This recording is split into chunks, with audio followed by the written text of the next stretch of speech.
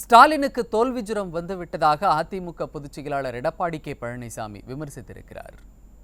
சேலம் மாவட்டம் ஆத்தூர் ராணிப்பேட்டையில் நடைபெற்ற பிரம்மாண்ட தேர்தல் பிரச்சார பொதுக்கூட்டத்தில் அதிமுக பொதுச் செயலாளர் கலந்து கொண்டு அதிமுக வெற்றி வேட்பாளர் குமரகுருவை ஆதரித்து வாக்கு சேகரித்தார். அப்போது பேசிய அவர், புரட்சித் தலைவரால் தொடங்கப்பட்டு புரட்சித் தலைவி கட்டி காத்த அதிமுகவை 1000 ஸ்டாலின் வந்தாலும் ஒன்றும் செய்ய முடியாது என்றார். ஸ்டாலினுக்கு தோல்வி ஜுரம் வந்துவிட்டதாக கூறிய கழக பொதுச் செயலாளர், அரசியலுக்கு வந்து 5 ஆண்டுகள் கூட ஆகாத ஒருவர் அதிமுகவை ஒழிப்பேன் என கூறி வருவதாக தெரிவித்தார். சில பேர் பேசுகிறார், கட்சிக்கு வந்து ஒரு 5 ஆண்டு நிரம்பல, அதுக்குள்ள அதிமுகவை அழித்து விடுவேன் என்று சொல்கிறார். உன்னை போல எத்தனையோ பேர் பார்த்த கட்சி அதிமுக கட்சி. அதிமுகவை அழிக்க இந்த பூமியில் எவனும் பிறந்ததில்லை என்பதை இந்த நேரத்தில் தெரிவிக்கிறேன். இது ஒரு சக்தி வாய்ந்த கட்சி. 30 ஆண்டு காலம் இந்த மண்ணில் ஆட்சி செய்த கட்சி, பொன்விழா கண்ட கட்சி, 2,06,00,000 உறுப்பினர்கள் கொண்ட கட்சி. எந்த கட்சியோ அழிக்க என்று நினைக்கிறீர்கள், யார் அழிக்கின்றோம் என்று எண்ணுகின்றார்களோ அவர்கள் அழிந்து போவார்கள். இதுதான் சரித்திரம். ஸ்டாலின் அவர்களுக்கு தோல்வி ஜுரம் வந்துட்டது. அதனாலதான் எங்க பார்த்தாலும் என்னை பற்றி அவதூறா பேசுவது, கீழ்த்தரமாக பேசுவது, அதிமுகவை திட்டமிட்டு விமர்சிப்பது தொடர்ந்து வாடிக்கையாக கொண்டிருக்கின்றார். திரு ஸ்டாலின் அவர்களே, அனைத்து இந்திய அண்ணா திராவிட முன்னேற்ற கழகம் என்ற கட்சி பொன்மனச்சம்மல் புரட்சி தலைவர் எம்ஜிஆர் என்ற மா மனிதரால் தோற்றுவிக்கப்பட்ட கட்சி, தெய்வ சக்தி படுத்த கட்சி. இதே புரட்சி தலைவி அம்மா என்ற தெய்வம் கட்டி காத்த கட்சி அதிமுக கட்சி. இருவரும் தலைவர்கள், இருவரும் தெய்வங்களாக இருந்து அனைத்து இந்திய அண்ணா திராவிட முன்னேற்ற கழகம் என்ற மாபெரும் இயக்கத்துக்கு ஆசீர்வதித்துக் கொண்டிருக்கின்றார்கள். இந்த ஸ்டாலினை போல 1000 ஸ்டாலின் வந்தாலும் அதிமுகவை ஒன்றும் செய்ய முடியாது. இந்த தேர்தல் பிரச்சார கூட்டம் ஆத்தூர் நகரமே குலுங்கி கொண்டிருக்கிறது. ஸ்டாலின் அவர்களே, திமுக ஆட்சி காலங்களில் பல துப்பாக்கிச்சூடு நடத்தப்பட்டுள்ளதாக தெரிவித்த அவர், மின்கட்டண உயர்வை எதிர்த்து போராடியவர்களை சுட்டு வீழ்த்தியது திமுக அரசு என குற்றம் சாட்டினார். திமுக ஆட்சியில்தான் ஸ்டெர்லைட் ஆலை விரிவாக்கத்திற்கு நிலம் ஒதுக்கப்பட்டதாக குறிப்பிட்ட அவர், அப்பாவி மக்களை தூண்டிவிட்டு விரும்பத்தகாத சம்பவங்கள் தூத்துக்குடியில் நடந்ததற்கு திமுக தான் காரணம் என தெரிவித்தார்.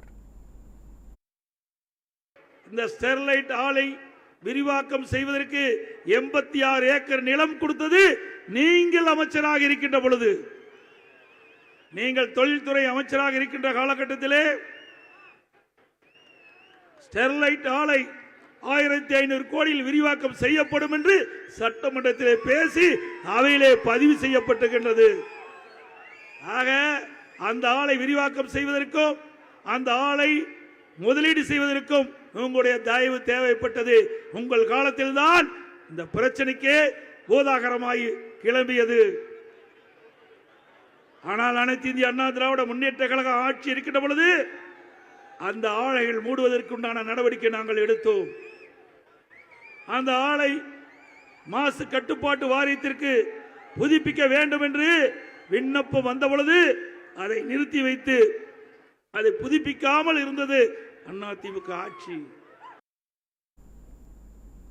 மக்கள் செல்வாக்கு மிக்க அதிமுகவை பொய் வழக்குகள் போட்டு முடக்க பார்ப்பதாக கூறிய கழக பொதுச் செயலாளர், அதிமுக ஆட்சியில் 1200 கோடி ரூபாயில் கட்டப்பட்ட ஆசியாவிலேயே மிகப்பெரிய கால்நடை பூங்காவை விடிய அரசு திறக்காதது ஏன் என கேள்வி எழுப்பினார். அதிமுக ஆட்சியில் கொண்டுவரப்பட்டது போல ஒரு நல்ல திட்டங்கள் கூட திமுக ஆட்சியில் கொண்டுவரப்படவில்லை என அதிமுக பொதுச் செயலாளர் கூறினார். மக்கள் மனதிலே தெய்வமாக வாழ்ந்து கொண்டிருக்கின்றார்கள். எங்களை எவராலும் அசைக்க முடியாது. மக்கள் செல்வாக்கு மிக்க கட்சி அதிமுக கட்சி. திரு ஸ்டாலின் அவர்களே, அதிமுக கட்சிக்காரன் மீது, தகவல் தொழில்நுட்ப பிரிவு நிர்வாகிகள் மீது முன்னாள் அமைச்சர்கள் மீது பொய் விளக்கு போட்டு கட்சி பணியை செய்யாம முடக்க பார்க்கறீங்க. நீங்க எத்தனை வழக்குகள் போட்டாலும் அத்தனையும் சட்ட நீதியாக சந்தித்து தூள் தூளாக்குவோம் என்பதை நேரத்தில் தெரிவிக்கின்றேன். நாடாளுமன்றத்தில் திமுக கூட்டணி எம்பிக்கள் எய்ம்ஸ் மருத்துவமனை பற்றி அழுத்தம் தராமல் கும்பகர்ணனை போல் தூங்கிக் கொண்டிருந்தார்களா என கேள்வி எழுப்பினார். தமிழகத்தில் 4 முதலமைச்சர்கள் ஆட்சி செய்வதாக சாடிய அதிமுக பொதுச் செயலாளர் 3 ஆண்டுகளாக தமிழ்நாட்டில் குடும்ப ஆட்சிதான் நடந்து கொண்டிருப்பதாக கூறினார். நீட் தேர்வு விவகாரத்தில் முதல்வர் ஸ்டாலின் பச்சை பொய் கூறி வருவதாக கழக பொதுச் செயலாளர் எடப்பாடி கே பழனிசாமி சாடினார். 3 ஆண்டு காலம் குடும்ப ஆட்சி தான் நடந்துட்டு இருக்குது. தமிழ்நாட்டுக்கு ஒரு முதலமைச்சர் இல்ல, 4 முதலமைச்சர் இருக்கிறாங்க. திரு ஸ்டாலின், உதயநிதி ஸ்டாலின், சபரீஸ்வரன், பிறகு ஸ்டாலினுடைய மனைவி துர்கா ஸ்டாலின், 4 பேர் இந்த தமிழகத்தை ஆட்டி படைத்துக் கொண்டிருக்கின்றார்கள். அதுக்கெல்லாம் முடிவு கட்டுகின்ற தேர்தல் இந்த நாடாளுமன்ற தேர்தல். நீட் தேர்வு எடப்பாடி பழனிசாமி வந்த பிறகுதான் வந்ததா என்ற ஒரு குற்றச்சாட்டை தொடர்ந்து வைத்துக் கொண்டிருக்கின்றார். பச்சை பொய் ஸ்டாலின் பேசுகிறார். மத்தியிலே காங்கிரஸ் ஆட்சி 2010 மத்தியிலே காங்கிரஸ் ஆட்சி நடைபெற்றுக் கொண்டிருக்கின்றது. அந்த காங்கிரஸ் மத்திய அமைச்சரவையிலே திமுக அங்கம் வைக்கின்றது. அதிலே நாமக்கல் நாடாளுமன்ற திரு காந்தி செல்வன் அவர்கள் மத்திய சுகாதாரத்துறை இணை அமைச்சராக பொறுப்பேற்கின்றார். அந்த காலகட்டத்தில் தான் நீட் தேர்வை கொண்டு வந்தது காங்கிரசும் திமுகவும். ஆதாரம் சட்டமன்றத்திலையும் காட்டினேன், வெளியிலையும் காட்டிருக்கிறேன். இந்த நீட்ல போட்டா நீங்க நெட்ல போட்டா தானா வரும். ஆக medical council of India 2010 December 21 இந்த நீட் தேர்வு வருவதற்கு ஆணை பிறப்பிக்கப்பட்டிருக்கிறது. உங்களுடைய ஆட்சியில வந்துவிட்டு எங்கள் மீது பழி சுமத்தி தப்பிக்க பார்க்கிறாங்க. இது எப்படி இருக்குதுன்னா ஒரு பொய்யை திரும்ப திரும்ப சொல்லி உண்மையாக்க பார்க்கிறாங்க. இதைத் தொடர்ந்து கள்ளக்குறிச்சி மாவட்டம் தியாகதுர்கத்தில் நடைபெற்ற பிரம்மாண்ட தேர்தல் பிரச்சார பொதுக்கூட்டத்தில் அதிமுக வெற்றி வேட்பாளர் குமரகுருவை ஆதரித்து கழக பொதுச் செயலாளர் வாக்கு சேகரித்தார். அப்போது பேசிய அவர் செங்கல்லை தூக்கிக் கொண்டு ஊர் ஊராக சுற்றித் திரியும் ஒற்றை செங்கல் உதயநிதி என விமர்சித்தார். அதிமுக ஆட்சியில் கட்டப்பட்ட ஆசியாவிலேயே மிகப்பெரிய கால்நடை பூங்காவை திறப்பதற்கு ரிப்பன் விட்ட ஸ்டாலினுக்கு கை வலிக்கிறதா என கேள்வி எழுப்பிய அதிமுக பொதுச் செயலாளர் தலைவாசல் கால்நடை பூங்காவை திறக்கவில்லை என்றால் அதிமுக சார்பில் மாபெரும் போராட்டம் நடத்தப்படும் என எச்சரித்தார். நான் ஒரு விவசாயி இருக்கின்ற காரணத்தினாலே விவசாயியுடைய கஷ்டம் நஷ்டம் துன்பம் துயரம் அத்தனையும் அனுபவ நீதியாக அனுபவித்த காரணத்தினாலே இந்த மண்ணிலே பிறந்த விவசாயி தொழிலாளி கஷ்டப்படக்கூடாது, அவர்களுக்கு வாழ்வளிக்க வேண்டுவதற்காக ஆசியாவிலே மிகப்பெரிய கால்நடை பூங்காவை கட்டி வச்சிருக்கிறோம்.